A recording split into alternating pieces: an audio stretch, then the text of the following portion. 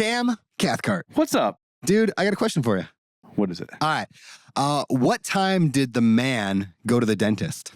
You're already laughing, so. 2:30.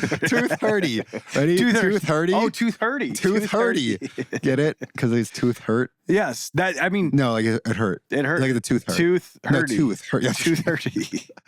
Hey, everyone. What's up? Speaking of tooth hurt, I have no connection. 2:30? Yeah. Micheal Miller has beautiful teeth. He does have beautiful teeth. So today's guest is a good friend of mine, one of my favorite humans in the world. His name is Micheal Miller. And Micheal is spelled with an A-E or E-A. It's like, what is normal Micheal? M-I-C-H-A-E-L? He is E-A-L. It's different. Mm-hmm. Micheal Miller. Micheal. It looks like Micheal. Yeah. We made fun of him on the show for that.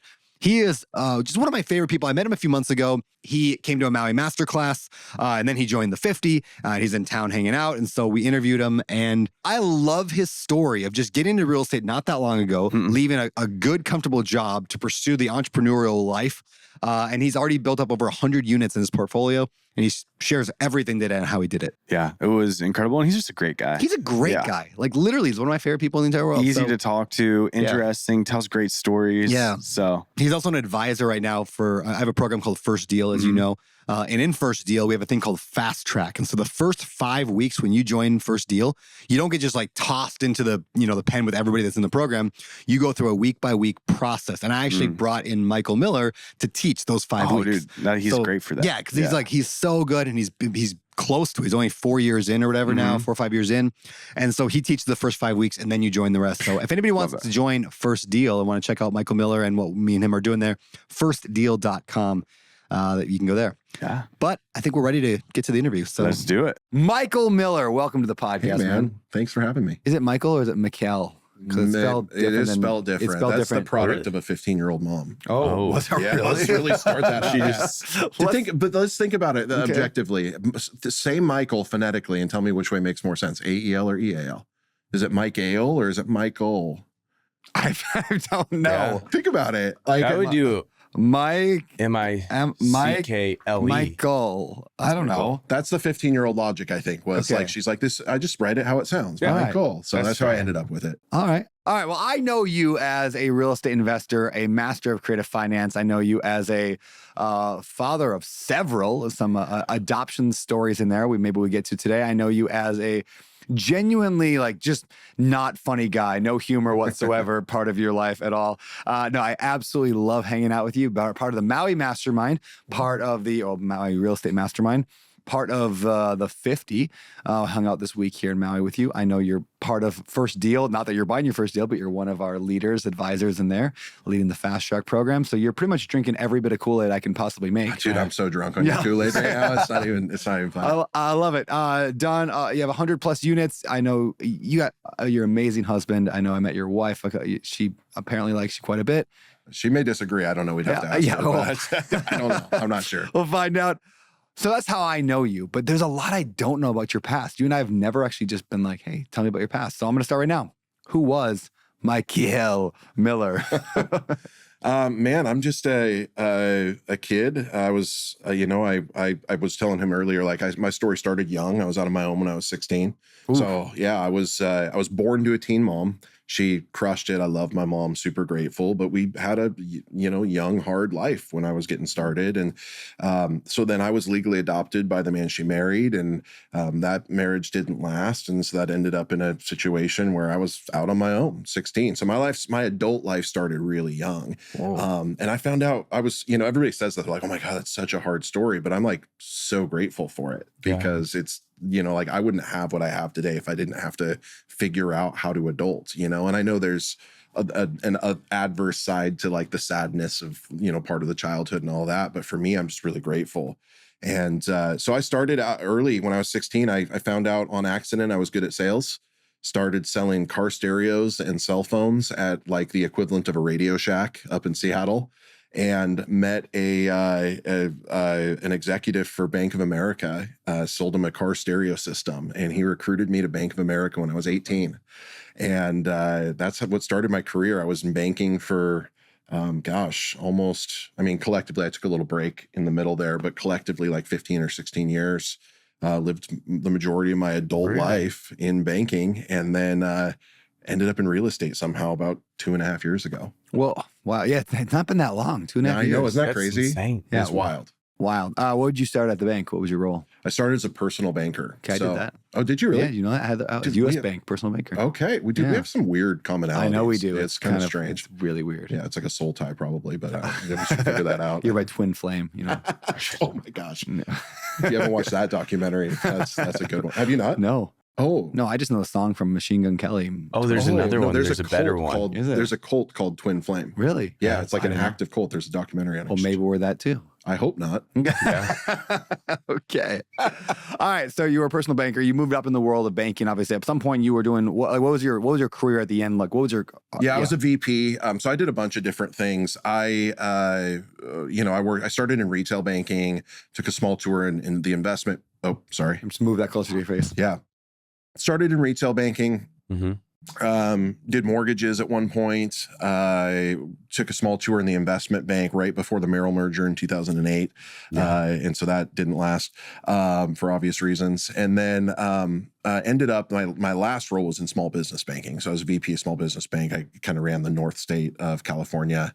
And that was my last role. So led mostly sales teams. I was kind of always on the sales side of the organization. But I was a branch. I mean, I led when I was 20, I led my first banking center. I was a manager of a bank.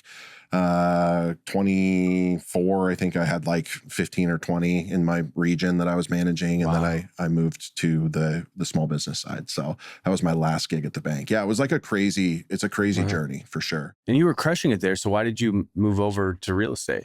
It's a great question. I loved my job, and like I always like hesitate to or want to clarify because I'm not the typical I hated my W-2, was trying to get out and like needed to do something different. I loved the bank. The bank was so good to me.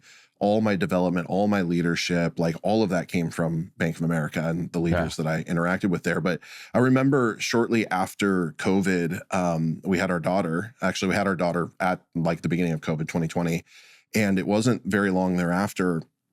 I remember sitting in my like little nook of my kitchen and like, in hindsight, it's like, it's so obvious to me. But at the time, it was like a light bulb went off in my head, which was no matter how much money I make here, I'm still trading my time for it. And I'm not building anything I can give to my kids. Yeah. And 4 months later, I was out of the bank. I did some consulting in a tech company to kind of bridge my start in real estate. But I went all in. We bought a bunch of dirt and started doing real estate. Do you remember? And I like this question because I'm actually not fishing for a compliment here because I know it's not coming because you did not start real estate because you started listening to the Bigger Pockets podcast. I had no idea what Bigger Pockets was. That's the funny part about being in this world now is like I didn't realize how big of a deal Brandon was until I like ended up in Brandon's world. Well, thank you. Which is cool. It was just super cool, but also like I feel like I still got a compliment out of that, even though I was not trying to fish for compliment. Yeah, well, it worked out for you. I'm pretty good at that.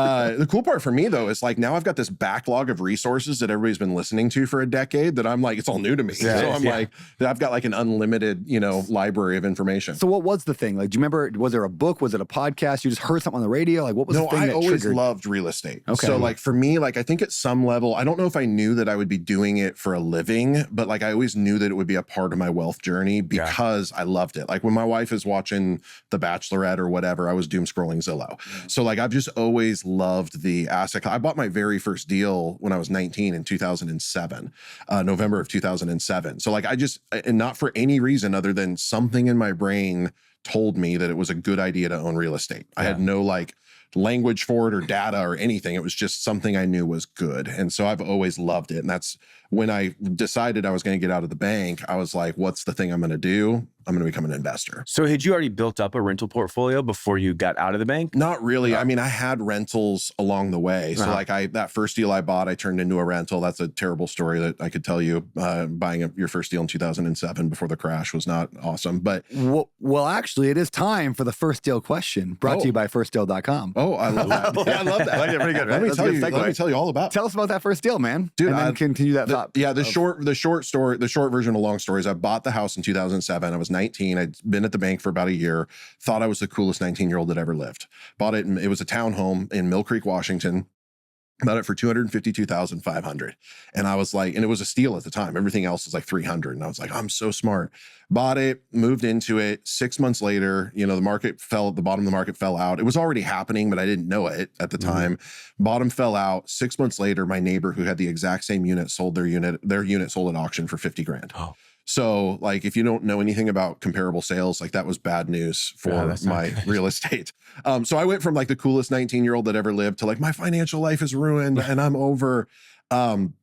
And all my advisors at the time told me like, just short sell it and foreclose, do what everybody else is doing. Every unit in our community sold or short sold or foreclosed. Wow. Every one of them except for mine. And it's not because I'm awesome, but I just had it was like it was another one of those weird convictions for me. I'm like, I was fortunate. Not only did I keep my job through the recession, but I got promoted and grew. Yeah. And I just had this conviction that like, I didn't sign up for this mortgage saying that if I didn't feel like paying it anymore, that I didn't have to. And so no judgment to people that, lost their jobs and had to lose their home. It's terrible, but that wasn't my story. So I kept it.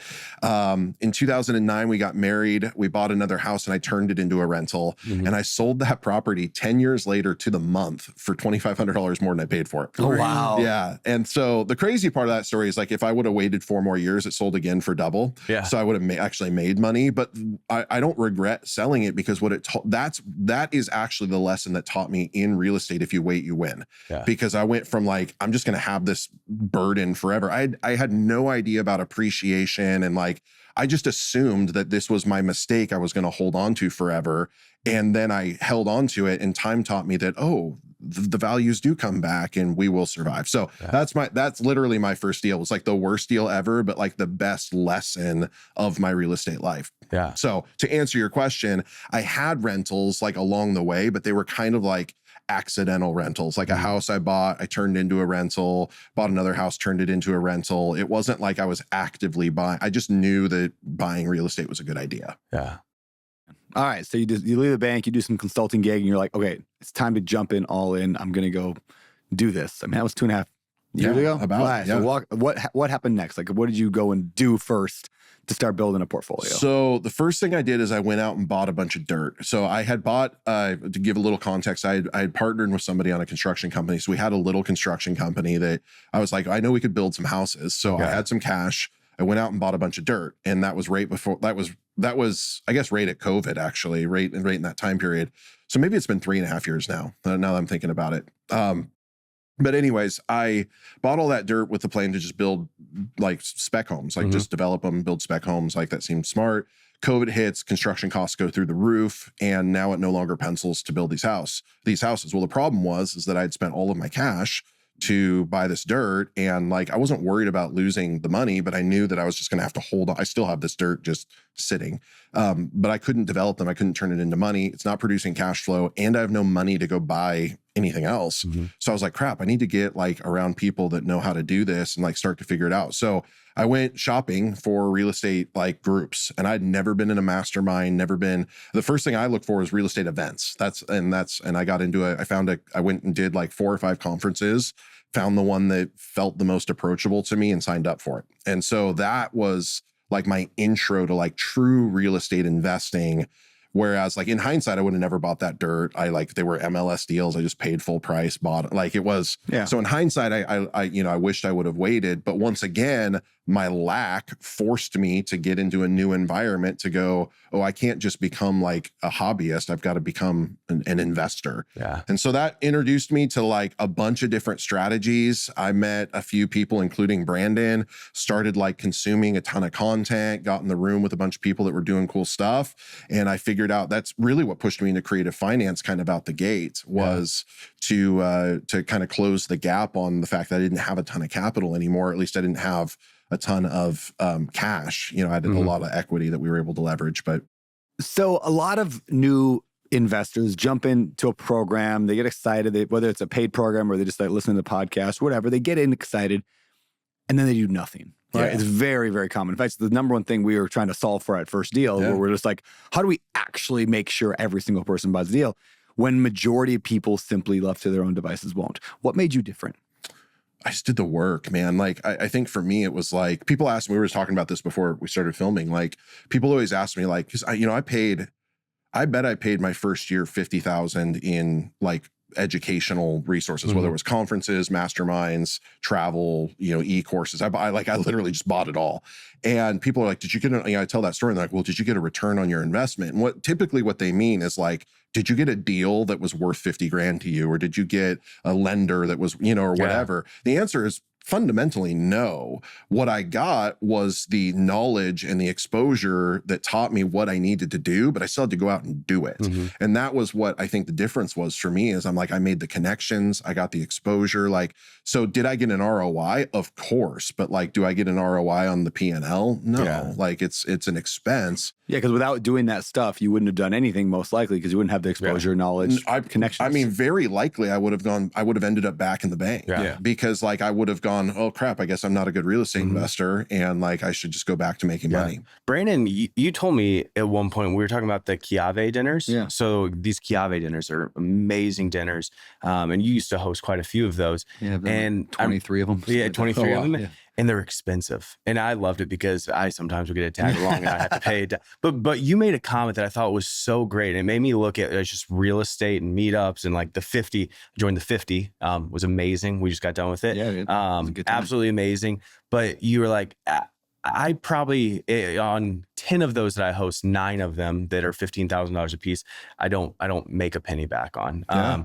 But he's like, on one of them, I'm going to meet somebody cool, have a really incredible conversation, and it's going to change the face of my business and make me millions of dollars over the next 20, 30, 40 years because of somebody that he met there. And that's how I started looking at like every event, every conference, everything that I pay for is like, one, I might not make anything, but just meet really cool people. But there could be a conference. Like I feel like the 50, I met so many people that I don't know if I'll do business with them or like, I don't know what I'll get out of it, but I'm going to get something just from the friendships. Here's a tangible way that actually works. And it's like to go full, like to tell the rest of the story, right? So I've always said that, I think in averages, like if you read 10 books and 9 of them don't change your life, but 1 does change your life, each book changed your life on average, right? So when you think in averages, so I always would say that about the Chiave dinners. I might spend $10,000 to $15,000 on dinners over and over and over, entertaining like celebrities and rich people and business people and traveling people, whatever. And I always knew it would come back. But here's one real way that it did, and in a way that I didn't expect. One of the owners of, part owners of Chiave was Matt Francois. Yeah. Matt Francois, then I brought him on to run the 50. The 50 now, we've got, 40 some or late 30 or almost 40 dudes, solid real estate investors. I will do lots of business with people in the 50. We will grow and whatever. But at dinner the other night, I sat next to Trey Stone, right? That conversation was worth, that one conversation on what he said to me about growing my portfolio and some of the things I've been doing, like where I've not been leading the way that I should, was worth every dollar I've ever paid for a Chiave dinner. So like it went one to the next, to the next, to the next, which led to that conversation at dinner was worth it all. Yeah. Well, and that's a 5-year story. Yeah, too. I think that's important to like it wasn't hey, I hosted this and I didn't make $1 million next week, or I signed up for this conference and I didn't make $1 million next week. It's a 5-year story to get to that. I've had some actually dudes in the 50. Well, I've had maybe 1.5 conversations where guys have said to me like that were in the 50 earlier, like, I don't really know. I mean, I don't know if I'm going to renew because like, I came to the event and I went home and I didn't really feel like I got what I needed. I didn't really get into deals or anything out of it. Mm-hmm. And I'm like, well, and like, yes, I understand it's a lot of money. It's very expensive to join the 50, but like, it's the arc that matters. Mm-hmm. Like, and again, this is for anything, not just the 50, it's for anything. Yeah. It's the arc that matters. You stick with it long enough. It's the one conversation will change your life forever. But if you don't have those conversations regularly. Yeah. Well, I mean, look at, we were talking about this earlier, Maui Mastermind 2021. I come there, I meet you, I meet a lot of incredible people. I don't go home and all of a sudden my portfolio blows up or we're doing business together, but we stay in contact. I get invited to go to Sedona, go to Sedona. It was amazing. And then Limitless, and just over time and making all these connections. And then 3 years later, I move out here, and then you're sitting at a table signing and then a contract to buy a house. Yes, exactly. So like it's such a long story where if you were to look 6 weeks after the Maui Mastermind that we spent, I mean, Lexi and I both went, I think it was $7,000 a piece, plus it was probably $20,000 all in once you include travel. We flew. 6 weeks later, I would have been like, I didn't get my $20,000 back. Now I'm like, I got millions and millions of dollars back from that. Yeah, I mean, that's all of it, right? Yeah. It's like the exposure to what is possible. Like that's the ROI is like exposure to possibilities. I mean, I bought, I met Pace as a great example. I met Pace Morby at one of these conferences. Never heard of the guy, never saw him on triple whatever he's on. Yeah. He gets up there, starts talking about SubTo. And this is a guy who dumped all of his cash. So he's got no money. He's trying to figure out how to like do this thing. Gets up there, starts talking about SubTo. I'm also a banker. So I'm like, this is for sure illegal. I'm certain this is illegal. And like I get after the event, I'm like, this is so interesting. I go look it up and I'm like, holy crap, this not only is this legal, but it works. And like, sure, there's some, I don't think that it's necessarily the best acquisition, but it's a great, second or third line of defense for deals. And I consumed all of that content for the next 2 weeks. Literally 2 or 3 weeks later, bought my first SubTo deal with no cash. It's amazing. And so like, to me, I go like, that's the stuff that changed my life. Yeah. Like and again, like I didn't want to become the SubTo buyer guy, but like that gave me a tool in the tool belt. We talk about this in the 50 or in the first deal a lot. Like it was a tool in the tool belt that allowed me to go continue to build when the other tools had been tapped out. Yeah. And so that was, again, it was just these events, it's exposure, it's knowledge. So yeah, I want to dig into SubTo a little bit on what it is and all that. Before I do want to say just to the people listening and watching, and actually, we hit the question too. We'll come back to that. But I don't want to forget it. But all right, so a lot of times the other day we issued a podcast and somebody's like, "Oh, like completely unrelatable because of what's like one thing that the person says," and that's not this podcast, but it was another podcast. And the reason I bring that up is because when I say something on this podcast, like we spend $50,000 to go to a mastermind, or we spend $20,000, there are people listening to this right now who are going, must be nice to be rich. This conversation doesn't apply to me. Yeah. It's unrelatable. So I just want to translate that down so everyone understands it's the principle we're talking about. It could literally be, we could be talking about a book, going to a real estate conference, a meetup in your area. So don't get caught up on the idea that we're talking big numbers. Like, yeah, big numbers get you in big rooms with big people, obviously. But you don't necessarily need to pay $50,000 to go and get in the room and join the 50 tomorrow. In fact, you can't get into the 50 if you're new. The key is just, are you putting yourself out there? So that's, I just want a disclaimer to everybody. Yeah. And I would take it a step further and go like, there is a bite-sized version of that for everybody. Yeah. Like Local meetup. Yeah. Everybody can show exactly. You start free. Yeah. Like the best investment you can make is in your knowledge, and it doesn't take a bunch of money to do it. Yeah. And like, so it's meetups, and then like it's books, and like, I know e-courses are like, so like we're burnt out on them, but like there are legitimate value add courses that don't cost $50,000 that could change your life. Dude, and I'm thinking of just like the trajectory of my own life where it started a meetup completely free. At that meetup, I met Brian Schroeder and Sam Prim, who then I joined their mastermind. And from that, bought a lot of real estate that got me into the mount. Like, and it can start with just that free thing. So I think that's really important for people that are watching this. Like, doesn't have to be dropping 50 grand. If you do want to, reach out to me on Instagram though, and I will take it. We've all got something we could sell you. I will. We'll find a way. All right. I don't have a $50,000 product. Before we get to SubTo, I got a question for you about, we call it a charity question. I probably should have a better name that, but I want to know what charity breaks your heart, or what mission breaks your heart. What do you care about? Because all the profits from this show go directly towards a charity of the guest choosing. So where are we sending money from today's show? That was super cool, by the way. I didn't know that until I met with you guys. So appreciate you guys doing that. Little shamelessly, it's our own organization. It's called Marked. It was originally called Marked by Heaven, but we shortened it to Marked. And basically we work with kids that are targeted by organized crime in Latin America. We started in orphanages. So we've been an organization for a little over 12 years now. And we started in orphanages, and we were just, meeting needs, building orphanages, housing kids, food, education, clothing, medical. And I woke up, it was another like epiphany moment. I woke up one day and I was like, we could build orphanages for the rest of our lives and not change anything. Like all we're doing is housing a problem.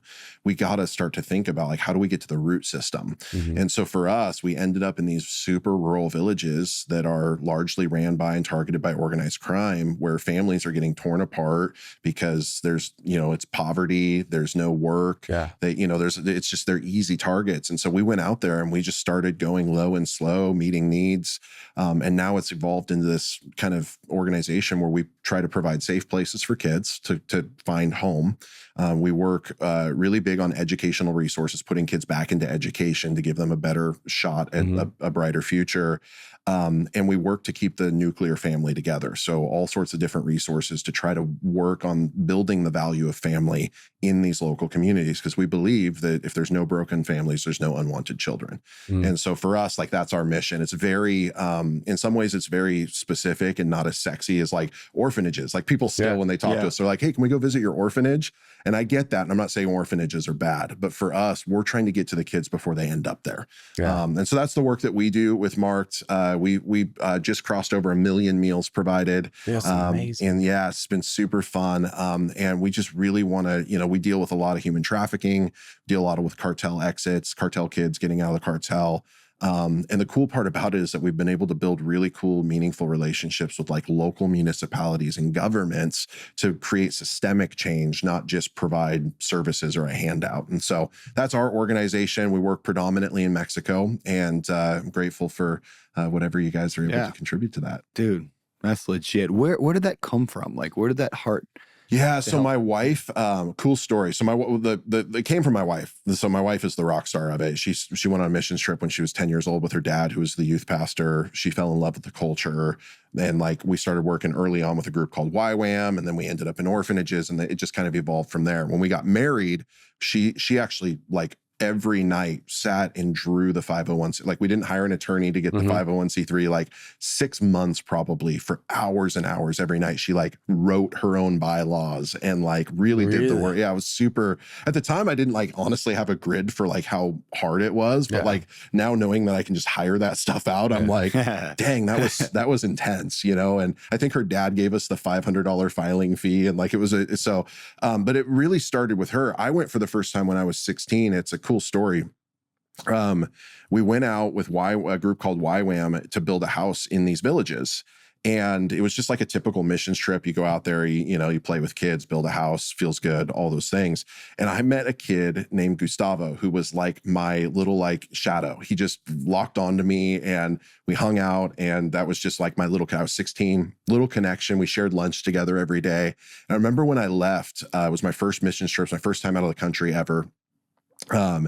We left. He asked me the day we were leaving, hey, when you come back, could you bring me shoes? He had no shoes. Like, none of the kids there had shoes. And I was like, of course I'll bring you shoes, right? Like, duh, like and I never got back. And I kind of carried that with me, like, not as a shame, but more as like a kind of a heaviness. Like, I never got back to Gustavo. Like, it was something that I told this kid I would do, and I never got back.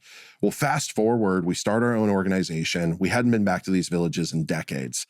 And I didn't even know where these villages were. I mean, we were 16. The group that we were with isn't there anymore. Like, we didn't even know how to find them. We get back and we make this decision to go back to rural communities and like not get out of orphanages, but transition our resources more towards these villages. Found somebody who's like, hey, I don't know where you guys were, but like, I know of these villages, like, let me take you out there. So we go out there and we just start doing feeding programs. And like, I've got these cool videos, like Lord of the Flies, like thousands of kids coming over the hill for like a sandwich and stuff. Anyways, long story short, we ended up doing a big shoe drive, not connected or thinking at all. Never thought about like it being didn't even recognize these areas as like similar to where we had been. It was just a village area. And about, I don't know, we did this big shoe drive. I think we handed out like, I don't remember. It was like 2,000 or 3,000 shoe boxes with shoes and toys for like a Christmas thing. And a couple of years later, after we had done this thing, my wife was at her parents' house up in Seattle, and she sends me this text message with a photo that she found in a book. And it was me standing in front of this house with this little boy who was Gustavo. And I saw the photo. I'm like, oh, that's cool. I remember Gustavo. And she's like, no, look at the house. And I look at the house and I realize this is the house that we built. Like, I'm standing in front of the house that we built. This is now across the street from our base that we now operate in this community, where we handed out not one pair of shoes, but 2,000 pairs of shoes to kids in this community. And so that's a long answer to a short thing, but I just remember it was like this cool full circle moment where I was like, I never found Gustavo again. That would have been a really cool story. That would have been a great end of the story. But that part of my heart that was connected to him from a decade earlier, we ended up back in these same, I didn't even recognize that we were there. We were literally reaching the same places and touching a lot more people as a result. So that's amazing, man. Yeah. Well, thank you for sharing all that. Thanks for asking. Dude, I love it. So I know I'm fairly well off financially, right? But did you know I still house hack? Like, that's right. I've got an extra couple units at my house here in Maui, and I decided to actually rent one of them out because, hey, it's like almost $2,000 a month, and I'm an investor, so why not? Do you know the first thing I did when I decided to rent that out? I went to turbotenant.com because there I can advertise the unit, screen for potential tenant, sign the state-specific lease, get automatic rent payments set up, track my income and expenses, and even communicate with my new tenant via the app. It literally made the process so much easier. So whether you've got, one unit or a ton of units, check out turbotenant.com. I love it, and I know you will too. Let them know I sent you. Let's talk about SubTo. Yeah. What is SubTo? Why did you use it? Pros and cons. What's your middle name?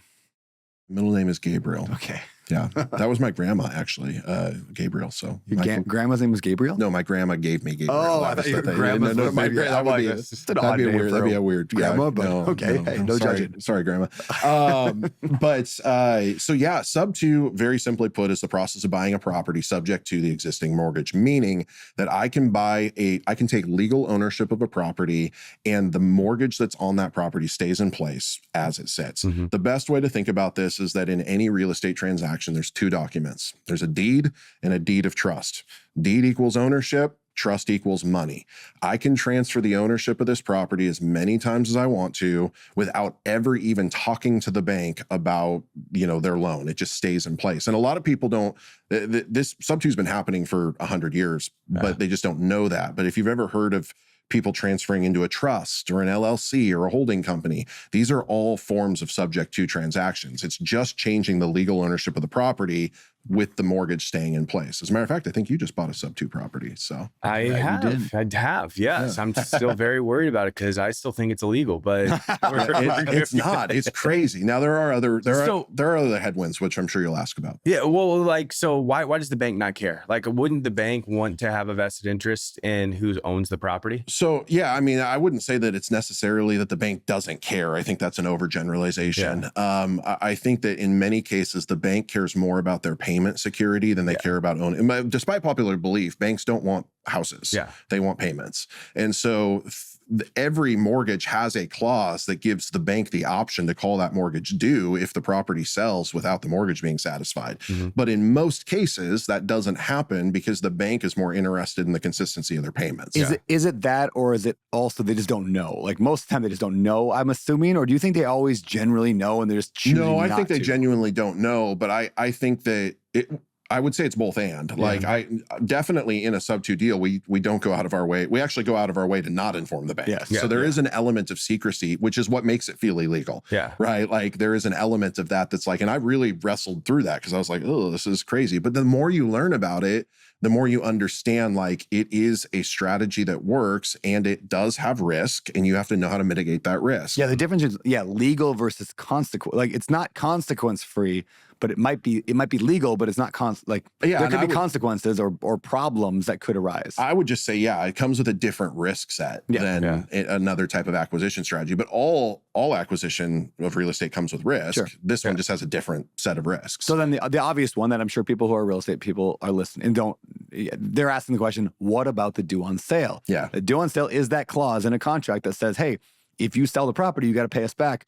If you don't, we have the right to foreclose on you. That's this is due on sale. Yeah. Or we can get foreclosed. What about that? How do you get around it? Yeah, so that's the big boogeyman of SubTo for sure. Like if you Google SubTo right now, like any forum is going to pop up, due on sale, due on sale, due on sale. It's a real risk, right? So basically the mortgage says that if you sell the property, the mortgage contract says that if you sell the property, we have the right to call the note due on sale. So the right is the important part that makes it legal. It does not obligate the bank to foreclose or accelerate the note. The side of that is that there's a couple of things that you have to understand. One is that the bank does not benefit from accelerating the note. Mm-hmm. So the first thing that you have to understand is how to communicate, if this happens, how to communicate with the bank. We've had to be clear, and we've done probably 20 or 25 SubTo deals.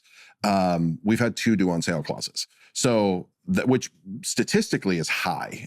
One of them for sure was our fault. We just didn't manage the process right. The other one I think was just the mortgage provider. They were especially, difficult to work with. Why was the first time your fault? What did you do that? We didn't update insurance properly. So basically what ended up happening is we changed insurance and didn't go through the proper process of adding the bank as the mortgagee and then notifying them that they still had insurance. And so basically the bank got notified when the first insurance policy canceled that basically we canceled their insurance. Yeah. And so they're like, screw you guys, due on sale. And when we called them, they were like, oh yeah, well, first of all, we need to be insured. Second of all, can we see the contract so we know what's going on here? And they actually were like, yeah, we're good. So they didn't even. So they didn't call. They didn't call the note due. So you're. Yeah. They just want their money back. They just want to the get paid. second one did. And we had to resolve that. But there's about a dozen ways you can resolve a due on sale clause ethically, legally, and like as a true win-win between you and the bank. So again, it's just a little bit more administrative work and understanding, the who, not how. Like that's how I've been successful in it, is I've just got the best consultant that helps me navigate the transactions right on the front end.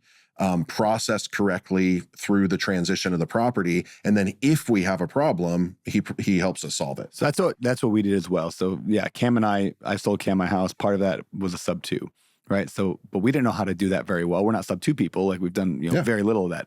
So we found a consultant, a guy that helped us walk through the whole thing, get all the paperwork right, handle all this stuff, and then should something go wrong, then we can work with him to remedy it. Yeah. Right. And my problem with SubTo has typically been, tell me if I'm right or wrong here.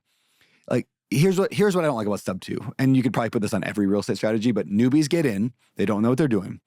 They go to little old Miss Johnson. She owns her house. She's 75 years old. She wants to get out. And they say, hey, I can SubTo your house. I'll just take over your mortgage. And the little old lady said, well, what about, blah, blah, blah, blah, blah. Like, don't worry about it. It's fine. Everything's fine. We'll just take over it. Same way like that, the same way newbies do. They just talk, but it's fine. Everything's going to be good. Okay, they take over. Miss Johnson leaves. Newbie puts a new tenant in there, whatever. He holds it as a rental. Now the bank calls a note due. And the newbie has no money. They can't do it. They don't know how to remedy the problem. Who does the bank go after? Is it the newbie or is it Miss Johnson? It's Miss Johnson. Correct. Who's the foreclosure on? It's Miss Johnson. Whose credit is going to get ruined? Miss Johnson. So there's so much power and responsibility, therefore, Uncle Ben from Spider-Man, the power and responsibility on the newbie, the real estate investor, to do it right. And if they do it wrong, it screws over the homeowner potentially. That's always been my issue with it. Yeah, to me, you're absolutely right. And to me, as is with any real estate strategy, there are bad actors and there are immature actors, right? And there is a difference, but unfortunately, the outcome of both those actors is often the same. Yep. And so, like, to me, I go, we have to manage these things through the lens both of legal, but also ethical. Yep. So, like, we work really, really hard. Like, I don't do a SubTo deal unless they get a full, we literally in our SubTo agreement, and again, this comes from our consultant that we use, we have a 2-page addendum that is it's called a SubTo disclosure addendum. And it's almost too aggressive. Like I've had deals go south when they see the addendum, but we kind of want that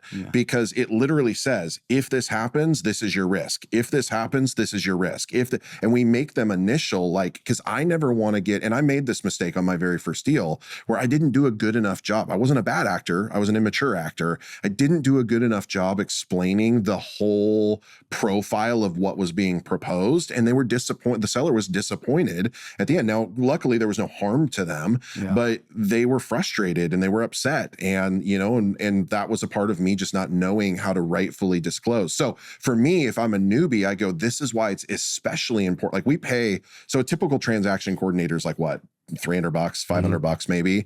I pay $3,000 for my TC on every SubTo deal I do. Really? And I refuse to do a SubTo deal without him because I think he's written the book on it largely. He was, kind of one of the original guys. What's his name? Caleb Christopher. Okay. He's the best. Creative TC, shout out. He is literally the best. His team, I think they've got 12 consultants on their team now, and they don't even call themselves transaction coordinators. They're transaction consultants. They help you consult on the paperwork. They walk the seller through the paperwork, or the seller through the paperwork. They're great. All that to be said, we pay $3,000 about for that service, because I never want to be in a situation where the seller can come back to me and go, you didn't disclose this to me, or I don't have a solution to a due on sale clause, for example. So now we do. No seller that ever sells me a SubTo deal is going to go into foreclosure, because I have a process that ensures that doesn't happen. How that has to get resolved is up for any number of outcomes. How do you negotiate a SubTo deal? Like, I know you just say it's like one of the tools in your tool belt, and I've never done one. I've done novations before, but I've never done an actual SubTo deal. And one of the reasons is because, you know, I when it was super big a couple years ago and everybody was talking about it, I would try to, but it would always just confuse the seller, and almost I thought I did more harm than good, because then I wouldn't be able to buy it with my cash offer, and they were confused and with the SubTo offer. So how do you explain that to a seller? The way that it works for us is, and again, it just depends upon your camp. If you're in the SubTo tribe, like, SubTo is your strategy, right? Like, so they're going after SubTo opportunities. They're marketing to the best opportunities for SubTo. For us, SubTo I view as like a second or third layer of defense. So the way that we negotiate them is we just the best acquisition strategy for off-market deals, in my opinion, is always cash, right? Just always. And so I'm starting with a cash on. Well, I suppose the best acquisition is a SubTo deal at a cash price, but those are infinitely rare. But like, the way that we negotiate it is we come in with our cash offer, and we explain it to them. We go, this is what we can pay you cash. This is how it works, yada, yada, yada.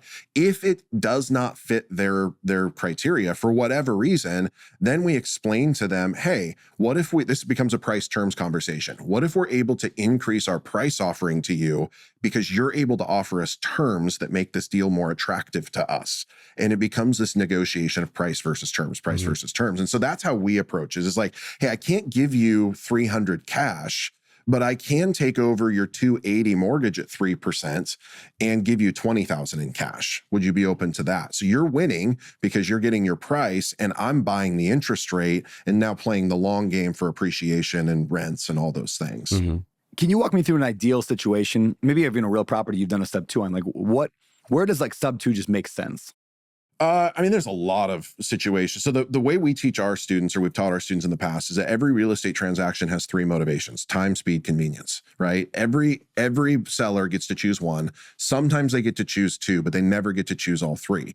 So like in a cash deal, we're looking for people to trade. We're looking for people who want to trade their price for speed and convenience. In a SubTo deal, we're typically looking for somebody who's willing to trade their convenience for their price. They want the highest price, but they can't go on market, like, for any number of reasons. So a practical example of that would be, the most obvious one is distressed sellers, right? People that are in pre-foreclosure, they're about to go to auction. They've now stuck their head in the sand for too long. They can't get it on market and sell it fast enough to beat the auction. That's like a textbook distressed seller scenario, where we would come in and we would say, hey, I'll pay the bank to catch up your mortgage. We'll negotiate a price or terms or whatever the acquisition is, to keep you out of foreclosure, but I'm going to take over that mortgage subject to. That's like a very common example. And the beautiful that part of that is they're going to lose it anyway. And so, like, even if the worst case sky fell, those are easy negotiations, because they're like, well, my name's still on the mortgage. And it's like, yeah, well, your name's on a foreclosure for the next decade. Yeah. So like, we're actually doing those people a genuine service. The other scenario where it can come up is, like, I did one deal with a guy who bought a house, I think it was VA. It must have been VA, because he put zero money down. I think he even got over leveraged somehow. So maybe it was a VA, like 203. I'm not sure. Bought the property, like a month later, like 2 or 3 weeks later, he got a job offer back. It was on the West Coast. Got a job offer back east, for like his dream job. And he's like, okay, I got to go. Like, I've got to move, but he had to be there in like 2 weeks. Well, even if he could afford to like leave it on market, the problem is he had just bought this property. And, we all know that even if he could sell it for the 300 he paid for it, that after real estate commissions and fees, he'd have to bring cash to the table to close. Yeah. So he had no ability. He was literally trapped in this property between I stay here or I take my dream job. And he didn't want to be a landlord. He didn't want to manage across the country. So that was another scenario where we came in and we worked out a deal where I'm like, hey, I'm actually going to pay full price for this property, but because your interest rate's good and I can rent it for more than the mortgage, I'll just take it over subject to. And all I had to pay for that deal was closing costs. Wow. So with a distressed seller and you're subtoing it, but then you got to put, typically they're going to want a little bit of cash in their pocket and then you have to rehab it. How are you ever recapturing those costs? Yeah. So I would say distress in SubTo is not typically rehab. Not typically. Sometimes it is, but not typically. Okay. But yeah, sometimes we rehab. I mean, with SubTo, it gets a little tricky, especially if you're doing zero down strategies, because the way to do the zero down strategies in SubTo, if there's equity or rehab that you have to pay, is you've got to bridge it with a private money lender, which we've done a lot of. But then the question becomes, well, how do I exit that private money lender when the rehab's done or whatever? And in many cases for us, it's either been that the private money lender is a longer term person and it still pencils for us to pay them 10% or 12%, even with because the cash flow is so good because the main chunk of the mortgage is so low. Or we roll them forward. So I've done a lot of that where I've had like a private money lender for a year and then like the year comes up and they want out and I just bring in another private money lender, pay them off and keep rolling it forward. Gotcha. So there's a couple of ways to do it. I would say that the it's getting harder now because the interest rates are not as sexy. You're not finding nearly as many 2, 3, 4% interest rates. So I would say SubTo as a strategy. I mean, maybe the SubTo community would hate me for saying this, but like I think it's probably dying like as a primary strategy, just because it doesn't make as much sense to take over a mortgage at 6%, right? Yeah. But also like these are real problems that are coming up for people that are again immature, where it's like, okay, cool, Brandon, lend me the 50 grand I need to pay off the seller. I'm going to take this SubTo. I'll pay you off in a year rolls around and now I've got no option to pay you off and we've got a dispute, right?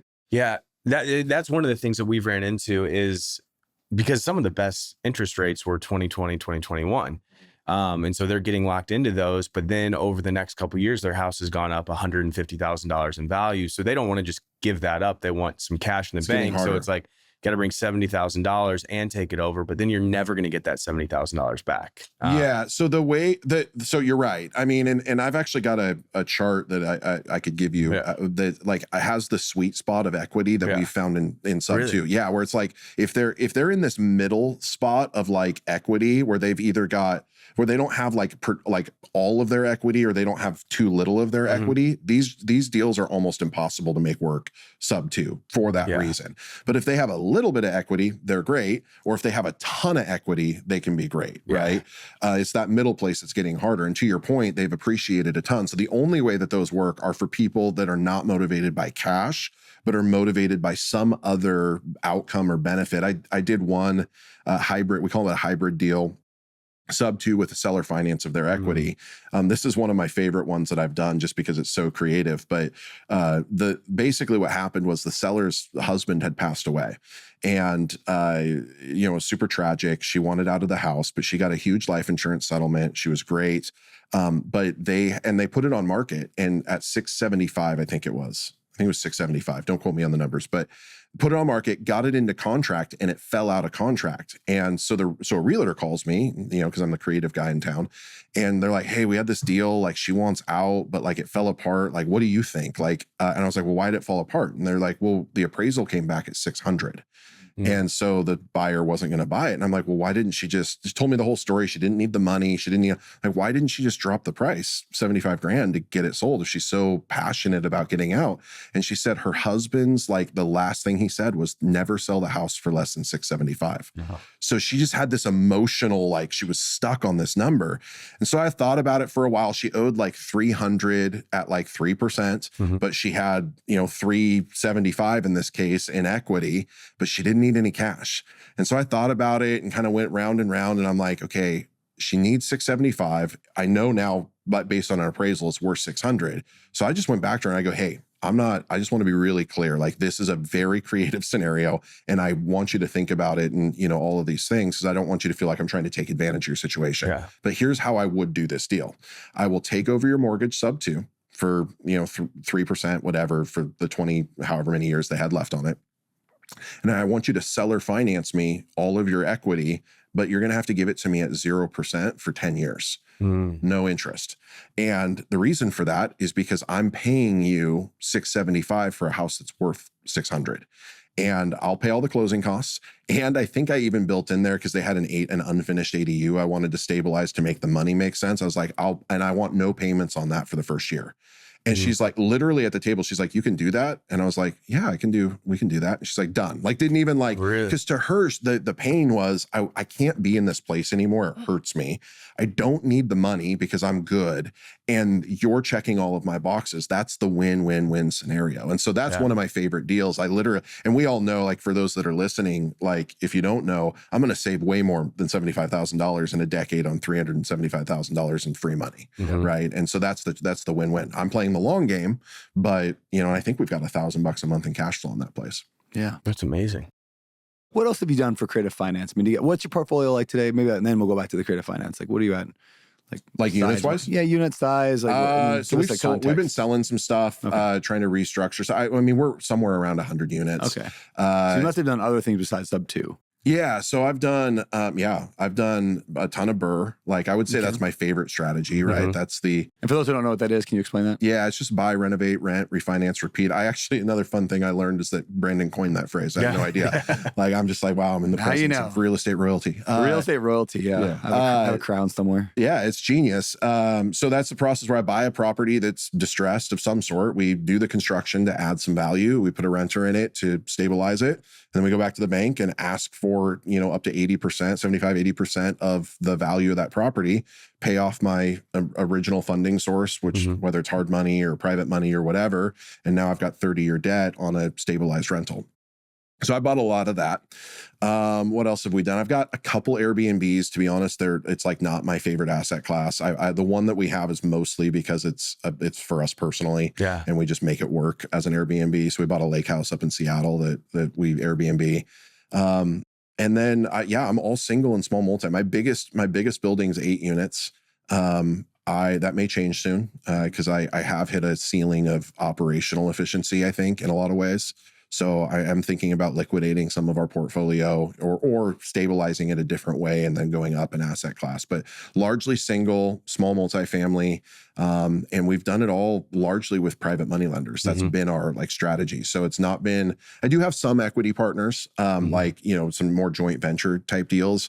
But the majority of the portfolio has been, hey, you've got $100,000 in cash or maybe a retirement account or retirement equivalent. You be my lender. I'll give you better returns than you're getting, elsewhere, and it's stabilized or secured by the asset. Are they? Did you say they are equity partners or they're debt partners? I mean, they just give you loans. Yeah, 90% of my capital that I've raised is loans. Really? So let's talk about that difference a little bit, because I would say 99% of my money that I've raised has been the opposite. It's been equity. Yeah. Partnerships. That's what syndication is. So why the debt side?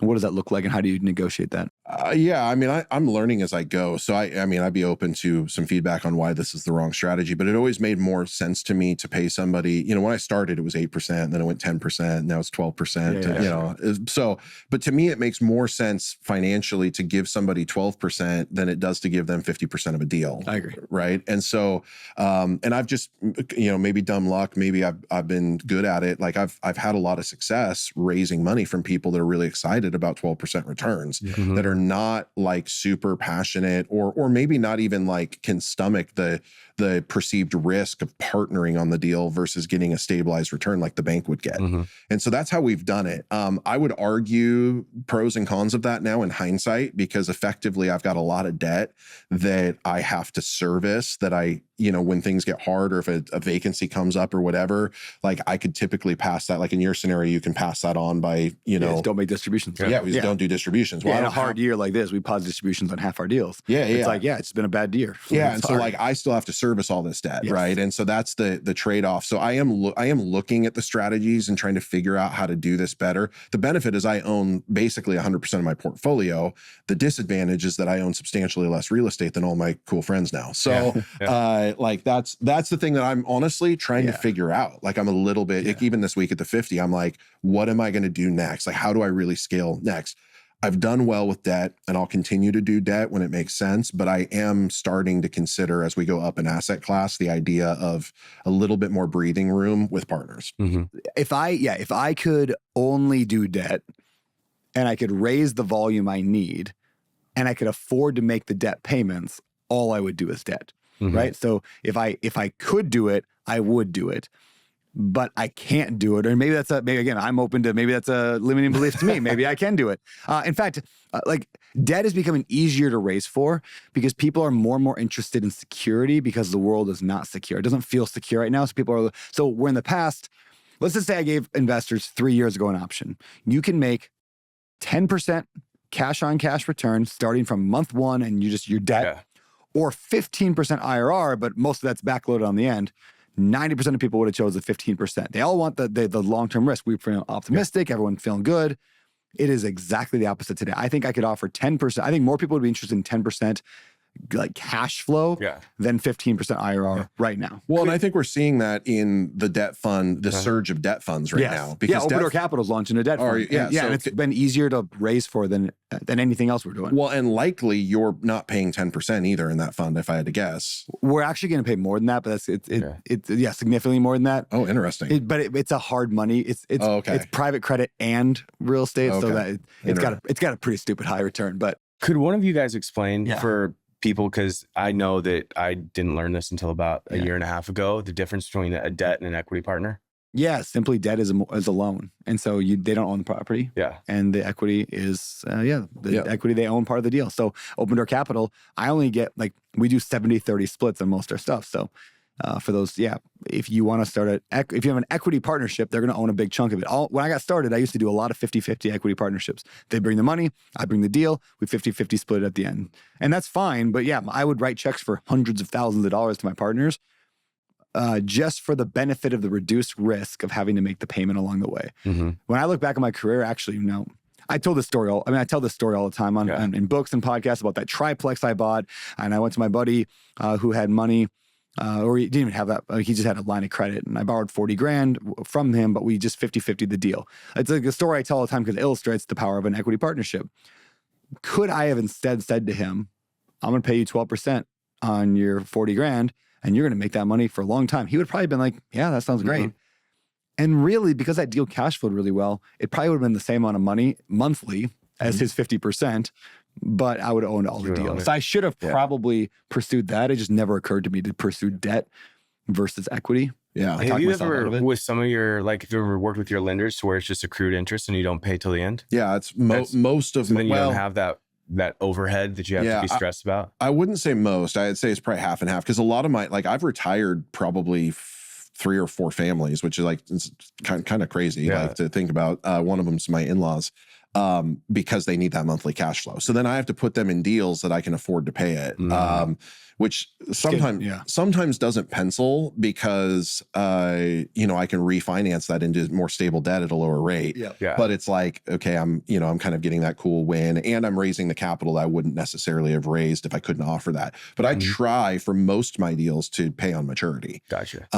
The challenge with that is, as it is with anything, you're managing risk. It is not risk free. It's just a different risk profile, and that's another thing that private money lenders like over private money partners or equity partners, whatever the language is they like the fact, part of what we pitch them is that your return is not connected to the performance of the asset. Correct. And so people understand that. They're like, oh, I'm, after you explain it to them, I'm going at the end of the day, if I do a project and I open up a wall and it's full of cockroaches or whatever, and I got a $50,000 bill that I didn't expect, I still have to make you whole. Just like if you were Bank of America, right? If Bank of America lent me this money and I opened up the wall, they would not care what the project cost. And so people like that because it does, again, it's never risk-free, but I think it is a lower risk profile in some regards. One thing we do at Open Door Capital, this might get a little bit complex, but I think people listening can translate this however you need to, is when we do a fund, we will usually do both a debt and an equity component of it. And so there'll be 10% of the raise will be for, let's say we need to raise $10 million. Maybe $1 million of that is going to be in an A-class debt, which basically means they get their 10% or whatever the number we offer, usually between 10 and 12. But let's say they get their 10%, but there's no upside. Or you could choose Class B, which is a partnership, but you get the equity, but you're lower in the capital stack, which basically means you get paid back. The A person who's getting the loan gets paid back first. Anyway, so the benefit of that is now people, when you're pitching them, you give them two options. It's like negotiation strategy when I'm like buying a house from somebody. I'm like, which option do you want? Yeah. And if like it's one of my favorite negotiation things. Same thing with investors is like, hey, are you somebody who needs the passive income? Like, oh, you're older. You don't have the risk, the 7 to 10 years we're going to be holding on to this. You don't want to hold that long for that risk. Great. I think you'd fit better in A. Oh, you don't need the money right now. You have a great job. You work at Bank of America making the killing. Great. I think B is better for you. And so you kind of get two types of people and you can get them in either way. And the reason we do that, just from a mathematical standpoint, is that debt that we're paying for that 10% allows us to actually get a higher overall return for the next class, the B class, if that makes sense. Because we're only averaging 10% on the A class. Therefore, that little segment bumps it up, like let's say another percentage. So from 14 IRR to 15 IRR on the B class. Right, because you're saving that 5% spread or whatever. Yeah, I'm saving that spread with the first. So again, like it's a cool strategy and it works. And I would say this, I mean, I don't know what your experience has been, but that's interesting because the biggest challenge, so I did like out the gate, I raised like 5 million almost instantly, like in debt. Like it was pretty easy. And I'm like, well, this was easy. Like, I'm just going to keep doing this. And then all of a sudden it got really hard because the markets have done so, I would say unreasonably well. Like almost inexplicably well. And so like, I don't know. You're only paying 12%. I get 22. Dude, I had a guy that called me literally yesterday and was like, hey man, I'm really disappointed with my returns. And I'm like, the returns are, that's what I'm confused. And he's like, yeah, well, my IRA got 22% last year. And I'm like, well, that's not what you signed up for. And I don't, like, and that's not normal. And that's not normal. But people have this illusion. And I'm afraid of the bottom of the market falling out too. And I think more and more people are like, I think debt raising is going to be very attractive the back half of this year because I think more and more people are afraid of the bottom of the market falling out, the stock market. And so it's like they want to get into a more stabilized return, and you can't get stabilized returns at 10 or 12%. Yeah. Wild, man. Let's talk about IRA money. Ooh, I love IRA. I know you do that. What is that? How can people do that? Why is it beneficial? Give us the skinny. So most people do not realize that they have more options in stocks, bonds, and mutual funds when it comes to their retirement money. So it could be an IRA, could be 401k, could be 403b, like any retirement equivalent account. Even some pension funds are eligible for this. But basically, we've all been taught that we just, give it to Fidelity and Fidelity invests it in some blue chip fund. And that's our retirement account. Well, you actually have the ability to invest your retirement money in hard assets, including most namely real estate, but you can also invest in cryptocurrency, LLCs, precious metals. Like I know people that buy a ton of gold with their retirement account right now, like Kiyosaki style. And so for me, what we figured out is like, oh, this is an area of people. Because as soon as I start telling, especially new investors, hey, if you want to scale, you're going to have to figure out how to raise capital. And they immediately go, I don't have any friends with money. Like that's almost like the number one thing. Like my family's poor and I don't have rich friends. Like, and the reality is that if you scroll through your Rolodex of your iPhone right now and you just think about people who have either worked in the same career for 2 decades, who work in a corporate job for, the last, period of their life, or they're a professional of some sort, lawyer, doctor, whatever. All of these people likely have money that they do not even consider a part of their money, because typically when I'm kicking my 3% per paycheck into my 401k, I forget that even. I can't tell you how many people I talk to. They're like, oh yeah, I've got a 401k. I don't know what's in it. And then they look it up and they're like, oh my gosh, it's like 200 grand. And they don't think about this as their money. And so one of the strategies that we've been able to utilize, which has been another great, I'm big on win-wins. Another great win-win is that we can help somebody who has, say, $100,000 in their IRA account getting, many times they're not even managing them. So they're like in money market accounts at 3% or whatever, like really bad returns. They can roll those dollars into what's called a self-directed IRA, which is the exact same thing as an IRA, but it gives you access to these different asset classes. Or if it's a 401k, a self-directed 401k, right? Or so typically the 401k rolls into a self-directed IRA. Still, okay. Yeah, because the 401k is typically a corporate plan and the IRA is a personal plan. Okay. So even if you weren't doing self-directed and you were rolling out of a corporate 401k, you would likely roll into an IRA personally. Yeah. But you can roll that money into a self-directed Roth IRA or self-directed traditional IRA. There may be self-directed 401ks for self-employed people. That I don't know. Yeah, that is a thing. Yeah. Okay. But, Okay. Yeah, I don't know about that. So that may be true. But most people aren't going to have those that you're talking to. Typically, yeah, It'd be pretty rare. Yeah, and typically those are like bigger business people. And you can roll those money over, and people have a number of options, particularly in real estate. One of which is that you can go out and buy your own deal, right? Yeah. You can do your own fix and flip. Like you can use that money, acquire a deal, fix and flip it, or buy a rental and hold it as a rental. All of the returns, all the profit and loss of that deal goes back to the IRA with the same tax deferred benefits of any other type of retirement account. So if it's a Roth, it's post-tax. If it's a traditional, it's pre-tax. So hypothetically, you're a big flipper. You go use your IRA money to go buy a flip. You flip it, you make $100,000, and say it's a Roth IRA. That $100,000 goes back to your Roth IRA tax-free.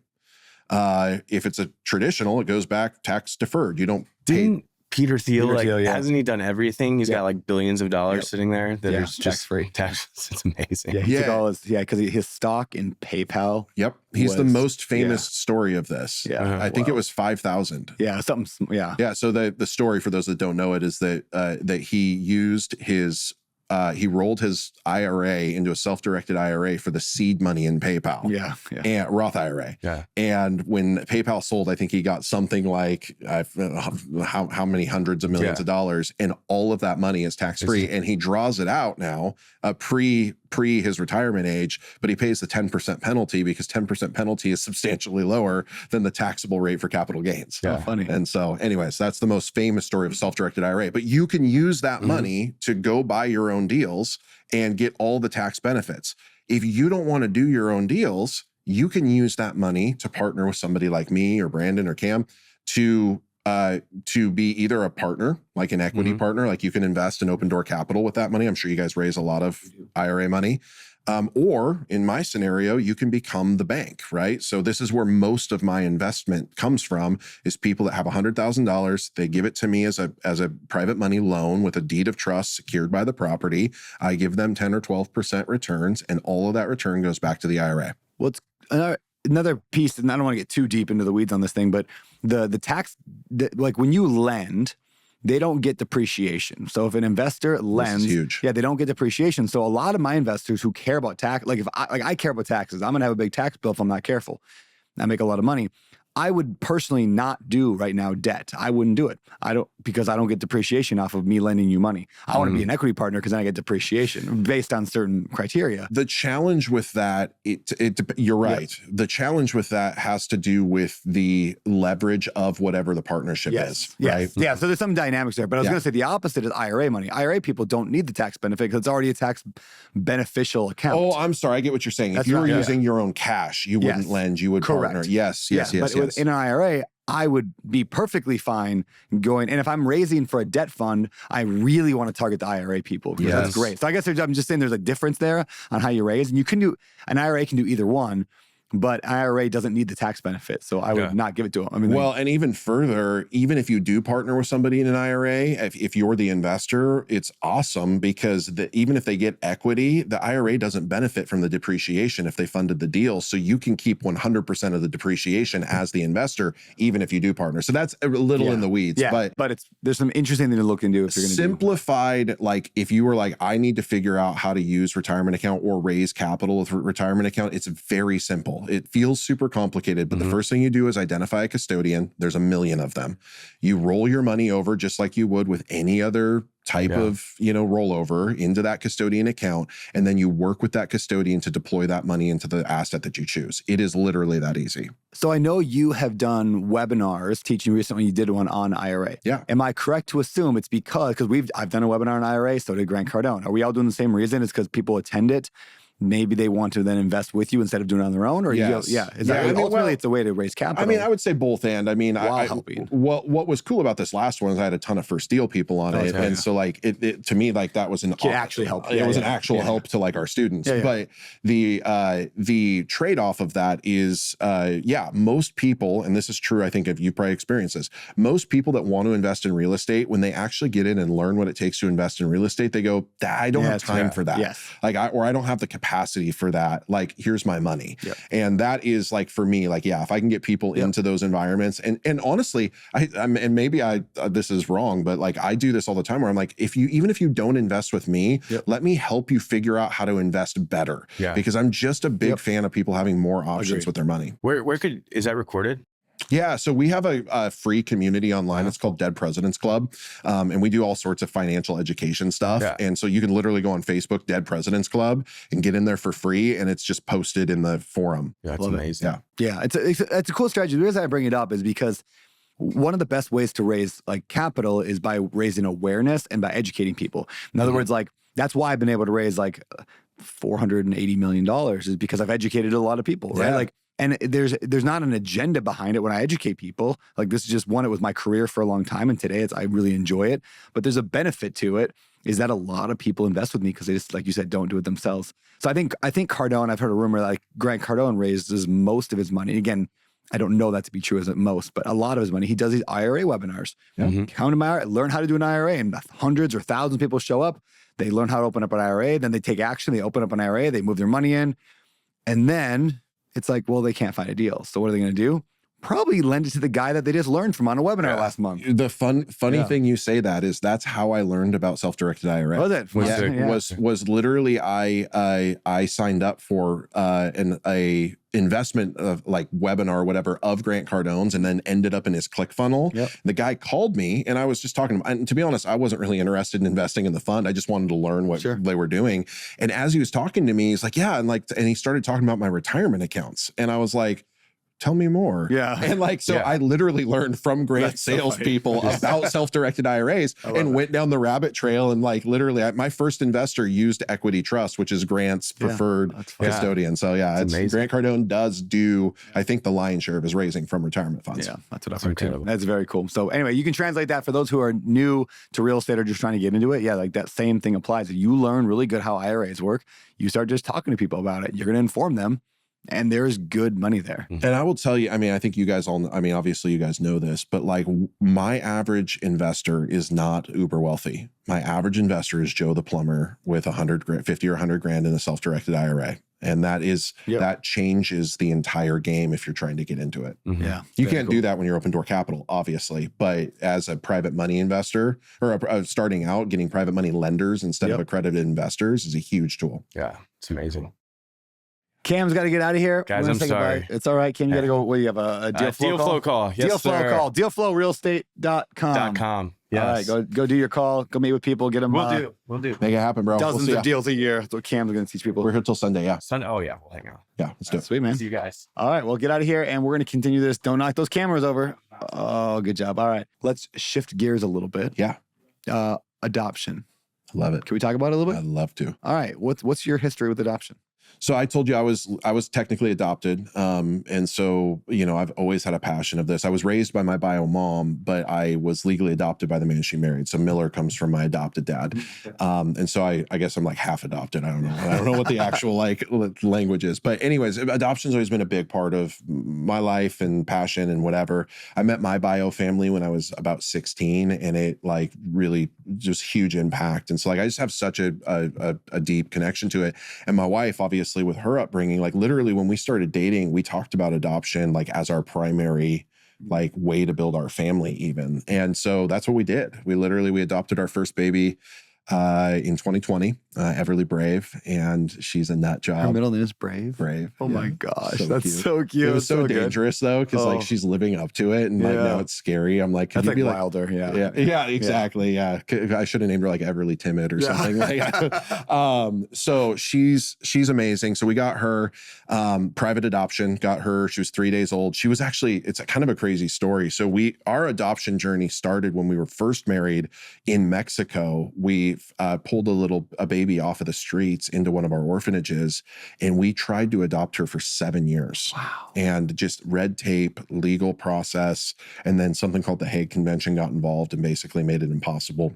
Really? And why? Like, they'd rather have the kid in an orphanage than like. There's a lot of political function behind it. It was designed to help eliminate misuse of adoption for human trafficking purposes. But anytime you get like global regulators involved without individualized concessions, it just makes a messy due process. And so it's not really considering what's best for the kid. It's trying to protect a systemic problem, which often I think sometimes harms the case of the kid. And so that was our first, what we would consider like a failed adoption. Like we fought, we really fought for her, and that was really painful, really hard. But you know, we still have a relationship with her, which is kind of cool, but also a unique dynamic because she knows we tried to adopt her, and it's kind of a weird thing. But that's where our the adoption journey started, and then we decided to try domestic private placement. And I don't know what that means. What is that? Basically, so there's two ways to adopt domestically: foster to adopt. So you're adopting a child that's been placed into the foster care system through CPS for any number of reasons, and then you can foster them. And some children, not all children, are eligible to go through the process towards adoption from foster. There's a lot of pros and cons to each. The foster to adopt system is free, so it's largely paid for. But the design of the foster care system is for reunification with the bio family. So the system is not built for adoption, and so that can sometimes be painful for people that are trying to move in that direction, because you could have a foster child for 3 years in your home that you think you're going to be able to adopt, and then they end up going back, which sadly is not necessary. Like, you hear that and you go, well, of course you want them to reunify with their family, but sadly that's actually not always the best case. It's just the way the system is designed. So that's one way, is foster to adopt. Which, by the way, just side note, a little bit of an ad, but not for anything. Beardy Brew Coffee, 100% of all the profits of Beardy Brew Coffee, which is beardybrew.com, goes to Village of Hope, which is a foster care community here on Maui that takes care of all the foster kids. And they do like night outs every month where the parents get to go, foster parents go out and go in the town on a date, and then that's amazing. Take care of the kids. Yeah. Oh. You need to talk to my wife about this. She was literally telling me about this organization, because my wife's big in the adoption space, so she knows all these. She was literally Googling on the van right up there, like, who's the local, Village of Hope. They're unbelievably good. So all the profits from that coffee company go right to That's amazing. them. So anyway, get your coffee, get an order subscription in beardybrew.com. It's not very much money, and all that profit goes to good. Yeah. And if you can, get into the foster space, because we need good. That would be just so hard. We've talked about it for years, like Heather and I. No, and I'm like, so it's just so hard. And I'm like, that sounds selfish because it's harder on the kids. But to have a kid for a while and grow the attachment, and you lose it. And the way that we've always said is, you have to know what you are and are not called to. Yeah. And it's because it can feel selfish. It can feel, even in the adoption space. So foster's one side, private's the other side, which private placement is basically when a birth mom who knows she's pregnant decides that she's going to place for adoption as an active process. So the child never becomes a ward of the state or into the foster system.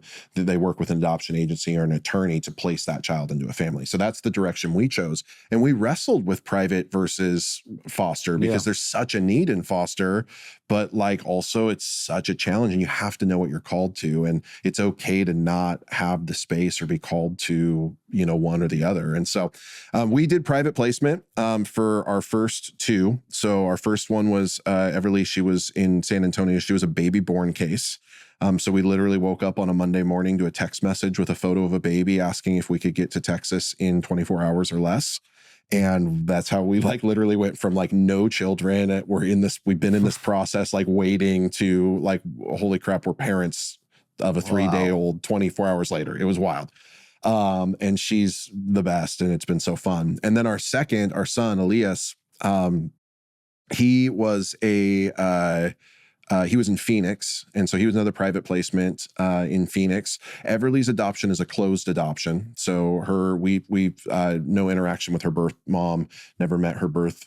We did have since developed a really cool relationship with the extended birth family, because they found us on Facebook. Oh, funny. And so it was just this weird connection. And so now we've been able to have a cool relationship. She's got a bio sister that's with a bio uncle and some grandparents. And so it's been fun to be able to build that relationship. But our second son is an open adoption. And so we go once a year to spend time with his birth mom and birth dad. Really? And in Phoenix. And they're sweet couple. And they were young, and they just weren't ready for parenthood yet. And so it's a totally different type of story. And that's where we got our son. And we thought we were going to be done until actually we were done. We finalized our second adoption, I think in like October of last year, or October of 23, I guess it was. And 2 days later, we got a phone call from our oldest birth uncle. And he said, hey, the birth mom had another baby and he just got dropped off here. We're not able to take another child. Would you guys consider it? And so we literally like a month later packed up and went to Texas and spent a year in Texas getting the bio brother of our oldest daughter. That's our kind of adoption journey, man. It's hard. It's messy. The system is so jacked. The interesting part is that the third one, even though Everly was private placement, our third one was technically foster to adopt because he had already been placed in the foster care system before they got to us. So we've had both experiences now, and it's really, really interesting, but we're so grateful. Wild. Yeah, my wife and I have always said we're going to adopt. And so now it's, we wanted to get through the kids that we could have and would have. And I think we're through that now with, Gilly being 7 months, they're 7 weeks old. So cute. Would you guys do like an infant again, or would you go with an older child? I think we do infant, I think, but I don't know. I mean, this is going to sound terrible, right? But like the infants don't really have the trauma that the older kids have. And the trauma can cause a lot of drama. And so it's like, again, it's hard and I don't want to do it, but I'm like, maybe we should do it because we can handle it better than others. I don't know. I think it comes back to that call too. Yeah. Even when you go through, if you do private placement, it's even weirder because you literally set your preferences. Yeah. So like you have to like fill, like in the process, you go like, what would we and wouldn't we take? This includes rate, like ethnicity. This includes special needs. This includes substance abuse. Like is the birth mom on subs? And you have to make these choices. And then you get these cases presented to you and you have to decide whether or not you want to present. Yeah. And it's like, I tell anybody who talks to us about adoption, I go, you have to go into it deciding what you are and are not called to up front. Because if you don't, when those cases hit your inbox and if you don't have that decided, like you're in trouble because it is some of the stories are really painful and you go, well, of course I can do this, but like, am I called to it? And it can't be an emotional thing. It has to be a practical thing for your family. Oh, good advice. And weirdly similar to real estate, having your kind of criteria nailed down. It's your crystal clear criteria. Yeah, do you have your crystal clear criteria? If not, every deal looks like a good deal or a bad deal. You just don't know. Like there's just and you find yourself talking yourself into deals that aren't deals and out of deals. And it is the same. And I used to this is super crass, but I used to literally go, it feels like baby shopping. Yeah. Like that's what it is. And it's like, if I don't know what I'm looking to pick up, like I'm in danger of like buying the wrong thing. And that's a terrible crass analogy, but that's what it feels like. Yeah. Well, that's a good transition to maybe the last thing I want to chat with you about. You've been helping me out with First Deal. Yeah. Can you talk a little bit about FastTrack, what it is that you do? I brought you in like originally and I pitched you on this idea to lead this part of the company because I just instantly thought your personality and knowledge and experience would be perfect for it. But what is FastTrack? What are you teaching in that? How does that work for people when they come into First Deal? Yeah. So it's, the language that we've used is that it's the on-ramp to your first deal. And so what I think you were dealing with, and we've experienced this in our own programs, is that you get new students that come into the program, they get dropped into the center of the freeway of information. Everybody's going 70 miles an hour and it's like they're just trying to dodge traffic. Like where do I go? What do I look at? What am I at? So FastTrack is just the on-ramp for all new students that come through. It's a 5-week kind of pillars program where we go through the framework of like, what are the foundational pieces of information I need to have so that when I get onto the freeway, I know like the direction I'm heading and I know like what lane I should be in.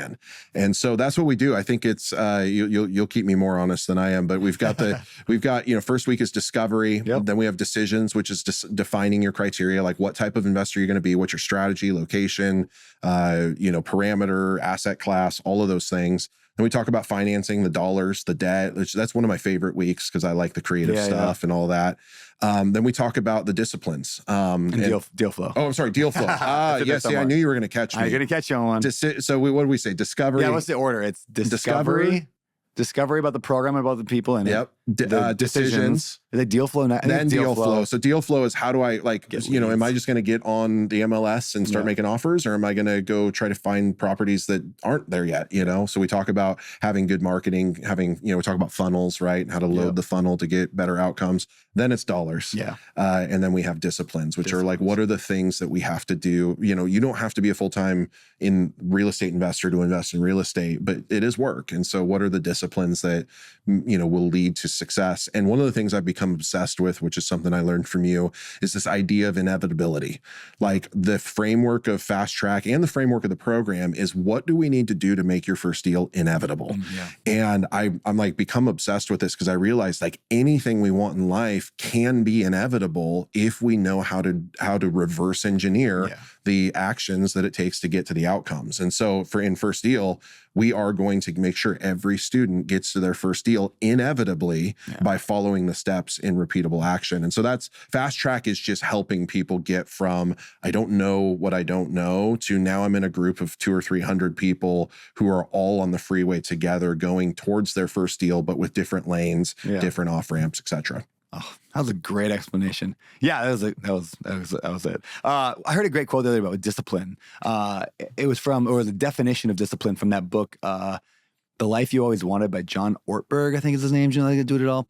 Anyway, he's a Christian pastor of some church in California. I thought maybe you're BFFs because maybe you never know. Yeah, it's all. You're all the same. California, small place. California Christians. Yeah, we all know each other. Yeah.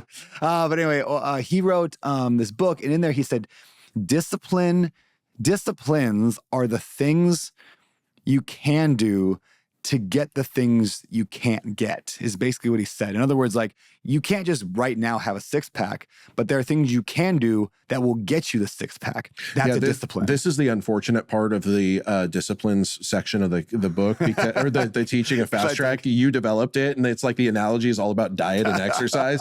And so the fat guy comes on camera who's like trying to figure out his health. And so guys, what would you do right now if you wanted to get a six-pack? Like asking for a friend. Yeah. But anyways, that's the... Well, yeah, I like that idea. Is like there's actions we can take that will deliver the result we want. Hal Elrod says, every result you desire is preceded by a process needed to produce the result. When you define the process and commit to it for an extended period of time, the results take care of themselves. One of my favorite quotes of all time. Yeah, so what is the process? That's like, Miracle Morning, by the way. That's Miracle Morning, yeah, for salespeople actually was that one, but that quote's from that. But Miracle Morning for salespeople, but Miracle Morning's great. Anyway, yeah. So what are the actions that deliver the results? And if we define them and when we track them and when we actually stay accountable to doing them, shockingly, we get the results. Like I always say, nobody woke up with a six-pack and was like, shoot, how'd that get there? Like it doesn't happen. So discipline is probably the most important thing you could do in any area of trying to improve your life. Just figure it out. Well, and what's interesting is that we all have disciplines of various kinds, but we choose our outcomes. Yes. And so like, that is the reality. Is it's like maybe find the, I think we even go through this exercise is like, what are the areas where you have disciplines that produce results that you're proud of? Yeah. And then how do we take those things and apply them to other areas? 100%, yeah. And it's not complicated. I forget who said it. It's like simple versus easy. It's not easy, but it is simple. Yeah. Like you define it, you follow it, you get to the outcome. Yep. That's exactly it, man. All right, well, let's move on toward the next segment of today's show, and that is, which sadly Cam's not here to help me out with it, and that is the 3, 2, 1 pivot. The idea is your life's going one direction, and then something happens to make your life shift direction a little bit, pivots you. First of all, 3 books that have pivoted your life. Man, I got these questions ahead of time, and I'm still agonizing over the answers. So many good answers. I'll give you 2 business and 1 spiritual. Okay. When Heaven Invades Earth changed my life. It was written by our pastor Bill Johnson. Okay. He's somewhat well known in the Christian space, and it's just this idea of what it looks like to manifest heaven, whatever that means to you on earth. Yeah. And one of my favorite quotes that a friend of mine says is that the more that heaven comes to earth, the more that earth looks like a family. And so for us, it's like we've built our lives around this idea of like, if we can build a really awesome family, and sometimes that's extended for community and for other areas, like family can mean more than just one thing, but like the idea of hosting heaven on earth through When Heaven Invades Earth was a transformational book for my spiritual development. Business wise, man, there's been a ton, especially since I've gotten into, a lot of this ecosystem. I'm like, I came from corporate America. I told you the other day, and I'm like, I had this illusion that I was automatically great at all things business because I was so successful in corporate life. And I'm like, it's like substantially ill-equipped to be successful here. And so I've gotten into book mode. I would say the two biggest ones for me right now has been traction. Okay, yeah. So that's EOS, and like figuring out, like I realized, that I was a very high performing driver of somebody else's car in my past life, but I have no idea how to build a car, or more importantly, know how to build an engine. Maybe I knew how to build a car, but I was Fred Flintstoning it, like all along the way. So traction has been transformational, and it's already like changing our life in a lot of ways. The second one is Buy Back Your Time. Dan Martell. Dan Martell. And I love that one because they kind of connect. He talks about the GSD culture, the get shit done culture. Yeah. That has been the basis of my investing career so far. And now we're learning to pivot from just getting stuff done to actually becoming a business. Yeah. So Heaven Invades Earth, traction, Buy Back Your Time. All right, two people that have pivoted your life. Is pivoted a word? I think so. Okay. Yeah, pivoted. Man, there's a lot of great people too. Certainly I would put my pastor on that list. Bill has, there's been very few people that have modeled this ability to not just have wisdom, but actual revelation. Like there's a difference, like not just in spiritual life, but in business life. Like I think you're a great example of this. You're not just wise, you have a lot of revelation. I know, it's so good. But there are people that are uniquely equipped to have, when I think of revelation, I think of like a unique perspective on an old truth. And I think that in business, like that really applies. I joked about the burr strat, like that to me, those are revelatory ideas of an old, like it's not a new concept. Yeah. You just gave a very new perspective. So Bill, I think has been spiritually true, but not just because of my spiritual development, but also I just really admire people who have the ability to see old wisdom in a new light and reframe that in a really relevant way.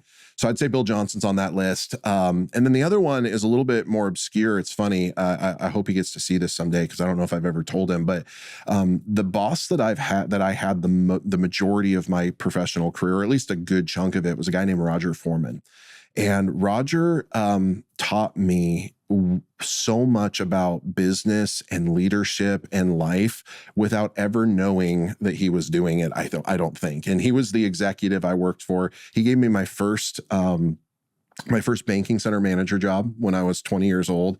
We joked about it later on in life. He's like, I don't think I knew you were 20 because I probably wouldn't have done it, But he was the guy that bet on me when nobody else would, because he saw something in me that he knew he could cultivate and form into something. And sometimes I even tell people about him and I get a little choked up because I think in a lot of ways he was a father figure to me in business that really just transformed my life, not by anything necessarily that he specifically said, but his holistic ability to just believe in me unswervingly. And I can't tell you how many mistakes I'm sure I made, but that I never once walked out of a meeting with him not feeling like I could conquer the world. And what that taught me is that I want to be one of those people. Like I want people to walk away from me feeling like no matter what, that I got their back and they can conquer anything. Wow. So as Roger Foreman, I hope he hears that someday. I love it. You're a good public speaker. Have you ever done that for a career? I know, once in a while. Oh, dude, you're so good. All right. What about a quote? One quote that's pivoted your life. Pivoted. One quote. I can only choose one. I would say the one that I use, I don't know if I came up with it or if I heard it, but I don't know who said it if they did. A wise man once said, Micheal Miller. Action is better than information. I would say that's pivoted my life, is this ability, you asked earlier, like what made me different than somebody else who went through a program that didn't get the outcomes. And it was my willingness to take action before I had all the answers. Yeah, and so I think action is better than information. I think information is important, but I don't think it's as important as action. Beautiful. All right. Next, past, present, future. This is weird without Cam. Past. What's my past question? This is awesome. Yeah, I got it. All right. What's your advice to your, we'll call it 18-year-old self? Cam always takes that question. It's weird. Advice to your 18-year-old Micheal Miller. Micheal. I think my advice candidly would have been, don't take yourself so seriously and have way more fun in your 20s. Like I don't regret my story at all. I've little, if any, regret genuinely. But if I could do it again, I would have had I was way too busy trying to be way too cool in business and corporate life to like actually enjoy being somewhat successful in my 20s. And I think I would have traded in a little bit of that success for a little bit more fun. Yeah. Cool. What about something you've done in the past? This is a present question. You've done in the past 12 months that's just given you a better life. Something that's just really like improved. Could be a habit, trait, action, routine, something. Yeah, I'm really excited. I just hired a concierge doctor. I don't know if you've ever. I have done that. It's great. Yeah. So I have had some revelation. I've had some health issues. Namely one of which is a spinal disease I developed, which is kind of lame. Which is why you didn't ride on this is why I didn't ride the mechanical bull list, which I really appreciated the pivot, by the way. That was a smooth pivot. That was great. I appreciated that. This concierge doctor, I mean, when I found out, it was actually in Hawaii, my back seized up and I collapsed about 10 years ago. Oof. And I've been in tremendous pain ever since then. I've gone to all these specialists and they send you to another one, send you to another one, send you to another one. And it's like, well, maybe we'll do surgery. No, you're too young. Here's some injections. Those don't really help. Let's try something else. And I kind of gave up, to be honest with you. Like I just went, this is my life now. And I'm not saying that it's the only reason why I've had other health issues, but it's largely been tied to some health issues that I've had. And I had a friend recently, about 6 months ago, came to me and was like, hey, I had this spine problem and it's not exactly what I have, but it's similar. And he goes, I got to this doctor in San Diego and he gave me this stem cell research. And I know there's all sorts of thoughts on good, bad, and different. He goes, but I went from like borderline suicidal pain, like the suicidal levels of being in pain, to like, I don't feel pain anymore. Wow. And so I just got hooked up with him. It's taken about 6 months because you go through a whole bunch of testing, and I'm on like, you should see my like packet of pills now, supplements and peptides and all that stuff. And so I'm really like, for the first time in a long time, I'm really hopeful for not only healing in my back, but getting my health back. Because the reality is that I really want to walk my daughter down the aisle, and I really want to hold my grandkids one day, you know? So got a little choked up there. I don't know. Who cares about kids? Who cares about those kids? Screw grandkids. Yeah, whatever. So anyways, that's I haven't experienced the transformation yet, but I have hope because of that decision. All right. Very cool. Future, someday, you are going to pass away. Yeah. Many years in the future. And your kids are going to be standing around your grave, and they're going to be talking about you. What do you want them to say about you? Dad was... Yeah, I don't know why you got me all tender all of a sudden. How'd you do that? That's really good. That's what I do, man. It's really good. Kids, death, whatever. Yeah, kids, exactly. I mean, I think the first thing that comes to mind is what I shared about with Roger. I want my kids to feel like they could have conquered anything because Dad was in their corner, And so I really, I want them to know that I believed in them and that they didn't earn it. Like they got it. Like it was nothing to earn, nothing to prove. I just got Dad. I think that's, and I want them to recognize that, I think a lot of times in business, we make ourselves feel better about our choices by saying that we do everything for them. And frankly, I think sometimes it's BS. We really do it for us. I want to make the decisions that they see that I really did it for them. Yeah. And I don't know exactly what all those decisions are yet, but as I continue to grow, I want them to feel like I really made them the priority. Yeah. So awesome. Yeah. All right, man. Let's close things up. Last segment of the show. We call it the wrap up. First question. What are you excited about in your life that's coming up? Business, personal, whatever. What's coming up that you're just fired up about? Man, I'm really, so I hired a consultant for our EOS process, our ops process. I'm really excited about that. I've been getting kicked in the nuts, so to speak, the last couple of months just on team and systems and process. And I'm really excited about that. And I mean, candidly, I'm really excited about the stuff that's happening in the Brandon Turner ecosystem. I'm loving First Deal, and I'm trying to figure out all the other ways I can ride your coattails to the top. So I genuinely, I know that's like half joking, but it's like also half real. Like I have an all-in personality in general, which I have to resist the temptation of sometimes. But I'm really excited about what we're doing. Like, it's fun seeing people, like, you've been doing this for decades, but it's so fun for me to watch people have that light bulb moment and they go, now my life is different for the better. And like being able to be in that ecosystem I'm really excited about it. Well, hey, I did not ask you this ahead of time. I had not thought about it until this very moment. But are you, and I'm going to put you on the spot here to make you say yes, are you up for doing like a webinar class about buying your first deal that we can tell people about right now that they can come to? Let's go. Does that sound cool? That'd be so fun. All right, I'm going to make up a URL right now. It's just like, let's go to firstdeal.com/Miller. So go to firstdeal.com/Miller, and I'll put this in the introduction too. I got to record the intro after this. Firstdeal.com/Miller, Miller, and you can sign up for a class that Micheal Miller here and I will do together, and we'll just teach you guys for free kind of what we do inside the program, but it'll just be a fast track of the fast track. I love it. We'll go through the five Ds: discovery. What was it? Discovery. We won't need discover because that's really discovering the program. So really it's about making decisions, getting deal flow, getting your dollars figured out, and then what are the disciplines. We'll just go through that in a 1 hour class, and that'd be fun. Let's do it. All right. Well, with that said, last question, where can people connect with you at? Yeah, you can obviously find on Instagram all the socials. Somebody told me I should have had this set up before I came on a podcast, but I think the best way to connect with me, Miller Time Me at Miller Time M-E at Miller Time M-E on Instagram. I don't know why. That's my handle. I don't know. That's the best I got for you. Or honestly, the best way is the Dead Presidents Club. Okay, and that's on Facebook? That's on Facebook. You can just go in there. It's free.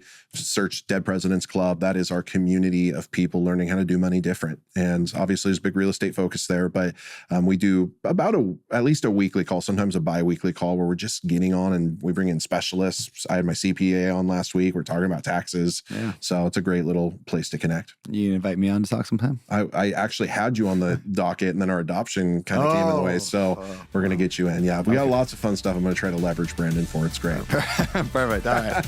I appreciate you, man. This has been a lot of fun. So thank you for being part of my ecosystem and coming in the 50 and first deal and all that good stuff. So I'm grateful. Thank you. Appreciate you, man. All right. Hey, thanks for tuning into another episode of the Better Life Podcast. I hope you enjoyed this show and got some valuable insights to help you lead a better life for you and your family. Now, hey, if you found value in this episode, please consider subscribing here to our YouTube channel and let me know in the comments down below what you thought of this episode. I mean, your feedback actually helps us improve the show and reach more people with that message of living that better life. So be sure to subscribe so you never miss an episode. And hey, before I go, this show and this channel is all about the habits, actions, beliefs, and strategies that give you a better life. But in case you're interested and you want to know my opinion on what it takes to live not just the better life, but the best life ever from like a spiritual and faith standpoint, check out abetterlife.com/bestlife. Thank you again for listening and watching. We'll see you next time on the Better Life Podcast.